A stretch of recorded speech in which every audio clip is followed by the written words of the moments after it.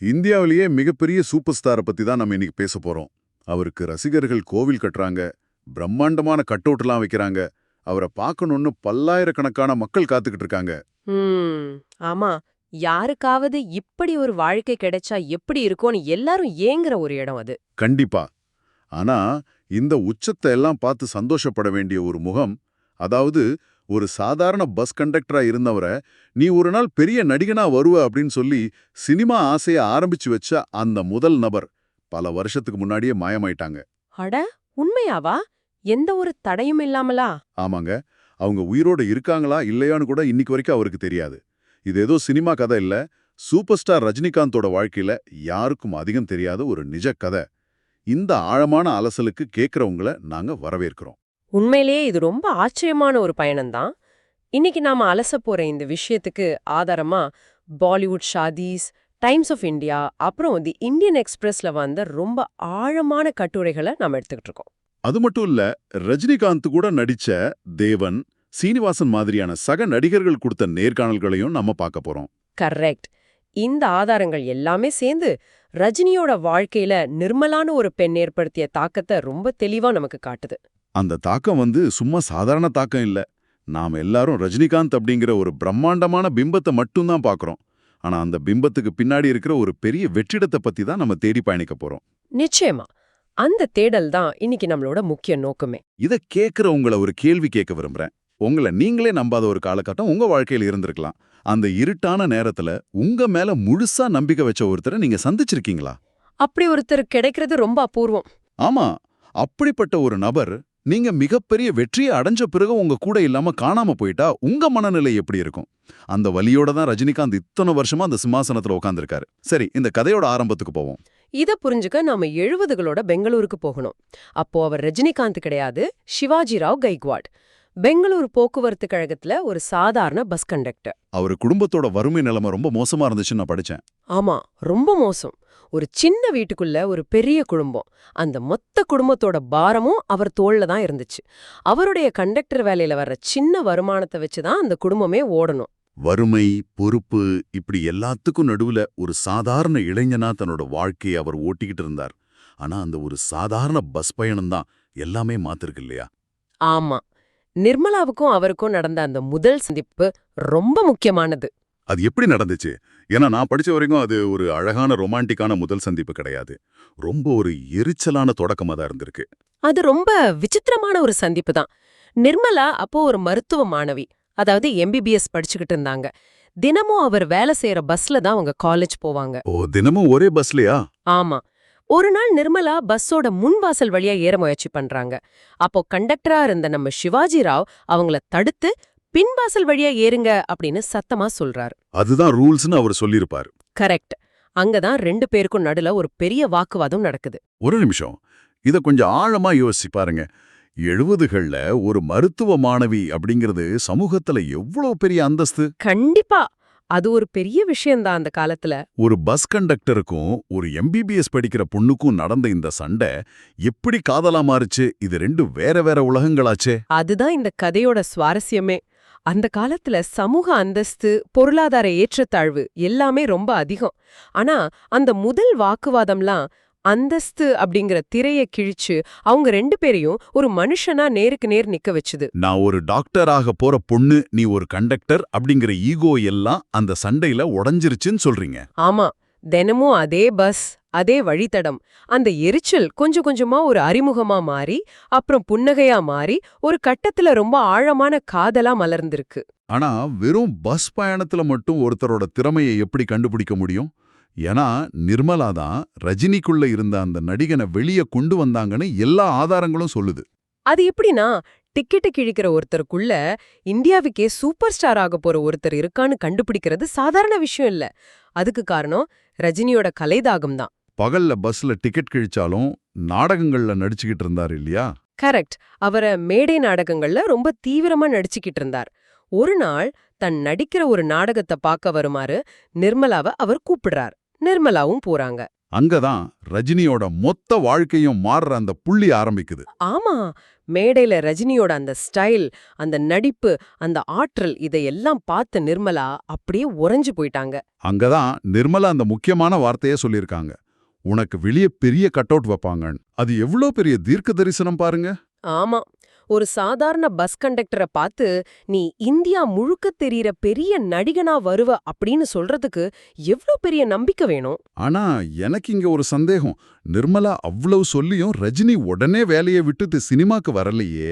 கண்டிப்பா வரமாட்டார். ஏன்னா அவரோட பின்னணி அப்படி. மாசம் கவர்மெண்ட் வேலையில வர்ற சம்பளத்தை நம்பிதான் அவரோட குடும்பமே இருக்கு. அதை விட்டுட்டு எந்த உத்தரவாதமும் இல்லாத சினிமாவுல போய் இறங்குறது அக்காலத்துல தற்கொலைக்கு சமம். கரெக்ட். அவருக்கு நடிப்புல ஆர்வம் இருந்தாலும் வறுமை அவரை ரொம்ப இறுக்கமா கட்டி போட்டு இருந்துச்சு. ஆனா நிர்மலா சும்மா வார்த்தையால மட்டும் ஊக்கப்படுத்திட்டு நிக்கல. என்ன செஞ்சாங்க? ரஜினிக்கு தெரியாமலேயே சென்னை அடையாறு திரைப்படக் கல்லூரியில அவருக்காக ஒரு அப்ளிகேஷன் போடுறாங்க. அவருக்கு அங்க சீட்டும் கிடைக்குது ஸ்டார் அப்படின்னு சொல்றோம். ஆமா, இன்னைக்கு அது ரொம்ப சாதாரணம். ஆனா இது லாபத்துக்காக செய்யப்பட்ட இன்வெஸ்ட்மெண்ட் இல்ல.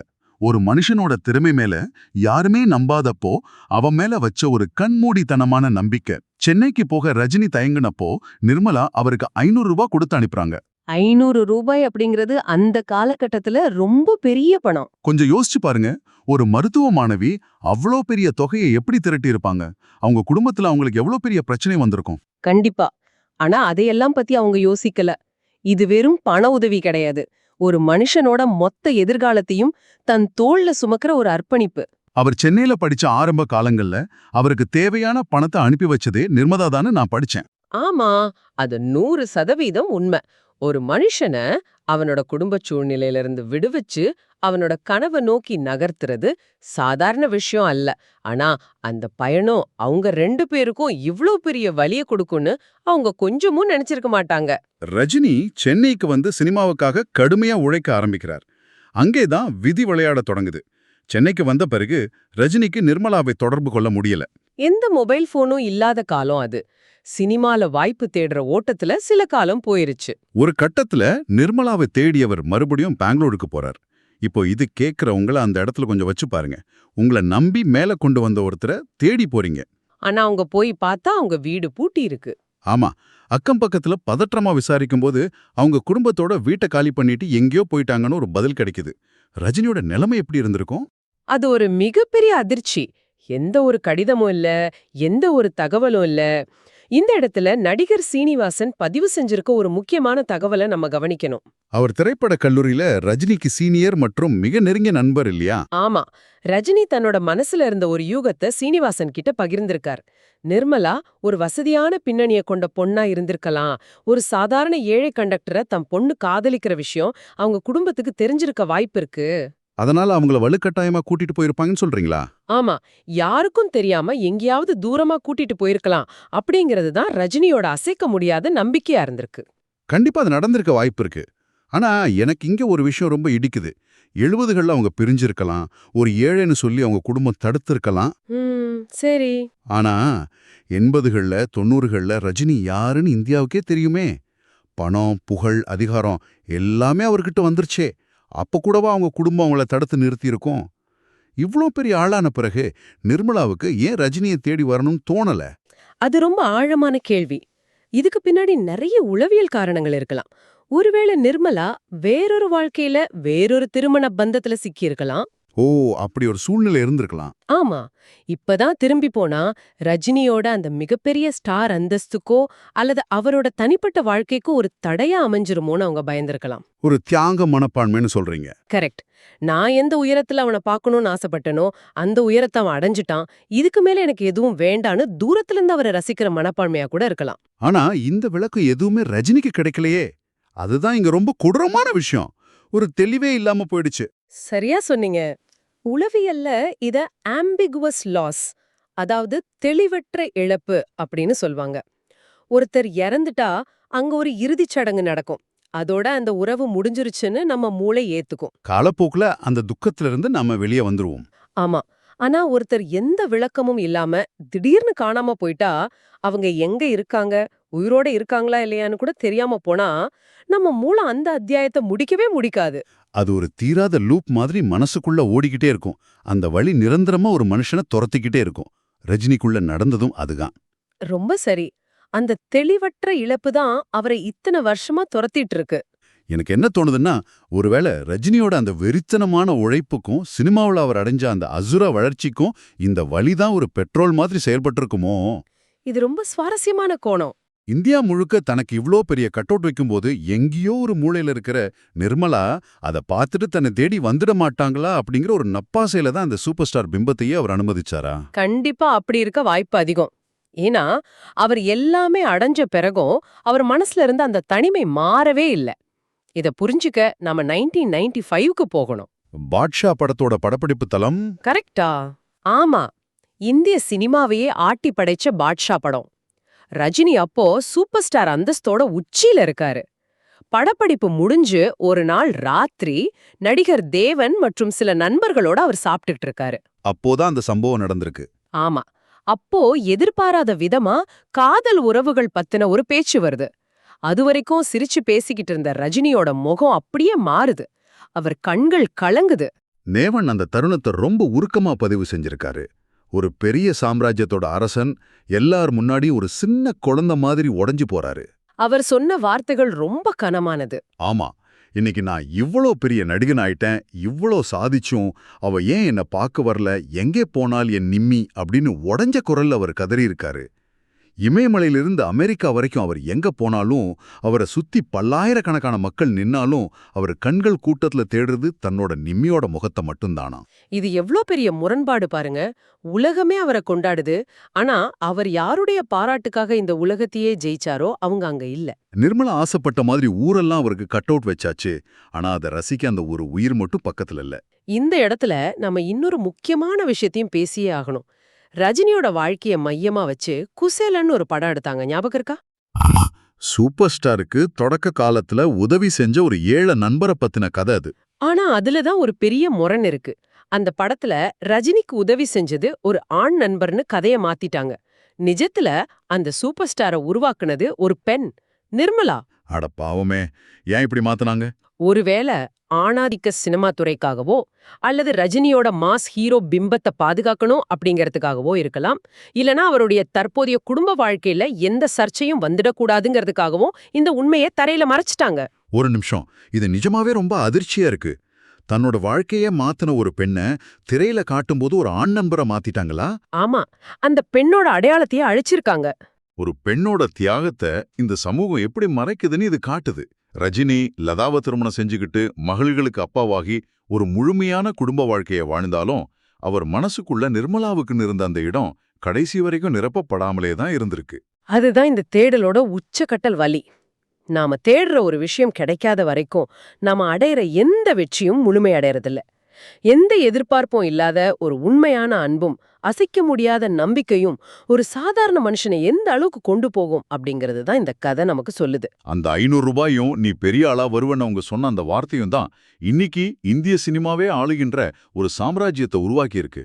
ஆனா அதே சமயம் நீங்க எவ்ளோ பெரிய உச்சத்தை தொட்டாலும் காலத்தால கூட குணப்படுத்த முடியாத சில ஆழமான காயங்கள் எப்பவுமே உங்களுக்குள்ள இருந்துகிட்டு தான் இருக்கும். நீங்க சொல்றத கேட்கும்போது எனக்கு ஒரு விஷயம் தோணுது. ஒரு மிகப்பெரிய மலையோட உச்சிய நீங்க அடைஞ்சிட்டீங்க. சுத்தி மேகங்கள், கீழே உலகமே உங்களுக்கு சின்னதா தெரியுது. ஒரு அற்புதமான காட்சி. ஆனா அந்த உச்சியை அடையறதுக்கான வரைபடத்தை உங்க கையில கொடுத்தவர் மட்டும் உங்க கூட அங்க இல்ல. நீங்க சந்தோஷத்தை கொண்டாட நினைக்கும் போது அந்த சந்தோஷத்துக்கே காரணமான ஒரு பக்கத்துல இல்லைன்னா அந்த வெற்றி எவ்வளோ பெரிய பாரமா மாறும். கரெக்ட், அது ஒரு தாங்க முடியாத பாரம்தான். இந்தியாவிலேயே அதிக செல்வாக்கு இருக்கிற ஒரு மாபெரும் மனிதரால் அவருக்கு ரொம்ப தேவையான அந்த ஒரு பெண்ணை கண்டுபிடிக்க முடியல அப்படிங்கிறது அந்த ஒட்டுமொத்த கதையோட மிகப்பெரிய முரண்பாடு. சரி, இந்த ஆழமான அலசலோட முடிவுக்கு நம்ம வந்துட்டோம். இது நம்மள பல கேள்விகளை கேட்க வைக்குது. நிச்சயமா. நம்ம வாழ்க்கையிலையும் இப்படி பாதியில நின்ன சில உறவுகளும் முற்று பெறாத அத்தியாயங்களும் தான் நாம மேலும் மேலும் ஓடுறதுக்கான ஒரு உந்து சக்தியா செயல்படுதா?